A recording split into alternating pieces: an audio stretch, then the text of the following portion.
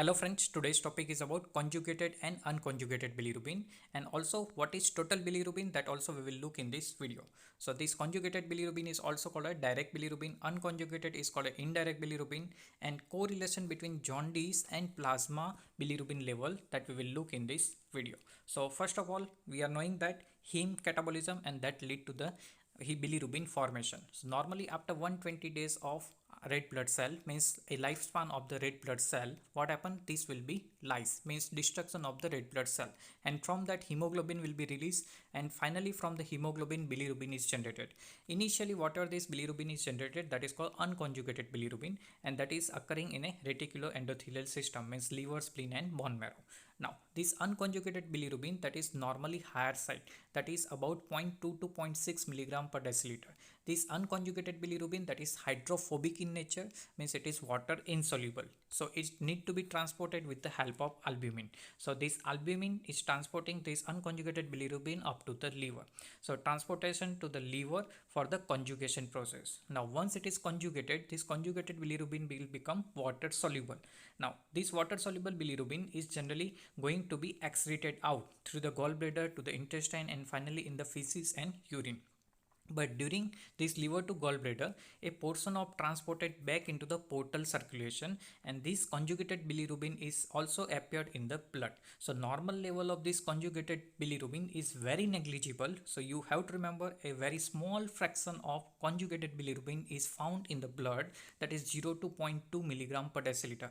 Always the majority of portion of total bilirubin, that is unconjugated bilirubin in the blood. And finally this conjugated bilirubin, that is excreted out through the intestine in the form of feces and urine. So in the urine and feces, this bilirubin is excreted out.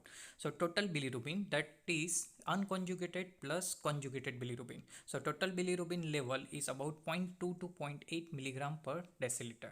Now further, why this conjugated and unconjugated, that is also called a conjugated is called a direct and unconjugated is called indirect. So bilirubin, that is react with the diazo reagent, and that diazo reagent when react with the bilirubin, that will produce colored azo pigment. So this test is called a Vandenberg test. Now in this Vandenberg test, from that this bilirubin is called as a direct bilirubin and indirect bilirubin. So at acidic pH, this pigment, that is bilirubin, that is giving purple color. Now unconjugated bilirubin, that is water insoluble, so that due to water insolubility, what happens, this unconjugated bilirubin has to be extracted with the alcohol. Simple, you have to remember that this unconjugated bilirubin is not able to react with the Vandenberg reagent directly, so we have to add alcohol. After adding of alcohol, this unconjugated bilirubin, that is able to react with the diazo reagent, and then reaction will become positive. So this unconjugated bilirubin is giving test after adding of alcohol, so that is giving indirectly positive, so it is called a indirect bilirubin. So indirect reaction is positive in this unconjugated bilirubin, so name is given for this unconjugated bilirubin, that is indirect. Now already we have discussed that normal level of this unconjugated bilirubin is higher than the conjugated, so it is 0.2 to 0.6 milligram per deciliter. Now conjugated, that is water soluble, and it is called direct bilirubin. So now already you are knowing that this unconjugated, that is hydrophobic, so not able to react directly over the diazo reagent, but this conjugated bilirubin being a water soluble, that is able to react directly over the diazo reagent, so it is giving directly color, so it gives color immediately, so it is called direct reaction, or name is given direct bilirubin. So you have to remember what is direct bilirubin. Direct bilirubin means it is water soluble and conjugated bilirubin. Indirect means water insoluble and unconjugated bilirubin, and its level of conjugated bilirubin is about 0 to 0.2 milligram per deciliter.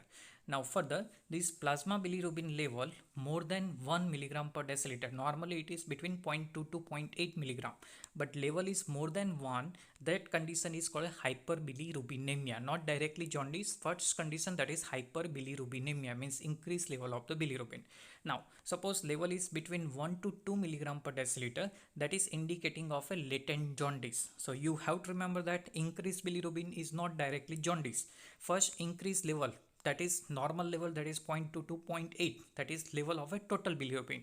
If it is more than 1, that is called a simply hyperbilirubinemia. Now jaundice is generally detected when bilirubin level is more than 2, But in between this 1 and 2, that is called latent jaundice. So bilirubin level more than 2, that is what happened during this high level of bilirubin, it will diffuse into the tissue and that lead to the yellowish discoloration. Simple color of this bilirubin is yellowish, and that lead to yellowish discoloration of the skin, sclera, conjunctiva as well as mucous membrane, and that is called a jaundice. Jaundice is sometimes called a icterus, that is a Greek word. So you have to remember about this total bilirubin level in relation to hyperbilirubinemia, latent jaundice and jaundice. So you have to keep in mind, sometime in the exam it is asked what is latent jaundice, or simply when bilirubin level is between 1 to 2 milligram per deciliter. Now sometimes this bilinogen are also detected with some particular reaction like aldehyde reagent. So oxidizing agent oxidizes bilirubin to biliverdin to form a green color. This biliverdin have a green color. So this bilinogen, that is urobilinogen and stercobilinogen, that is sometime identified in the feces and urine, and that is possible with the help of Ehrlich's reagent. Further, this bilirubin is also detected with the help of Faucet test. So urine is heated with the barium sulfate which absorb the bilirubin. So for the Faucet test you have to remember ferric chloride. So ferric chloride oxidizes this bilirubin to produce a green color.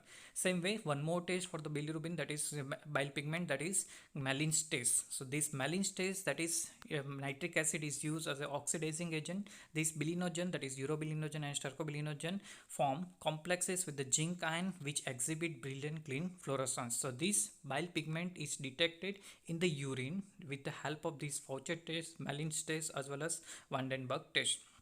So see, these are the common tests which are utilized to identify this bile pigment in the urine. So that's all about the conjugated, unconjugated and total bilirubin.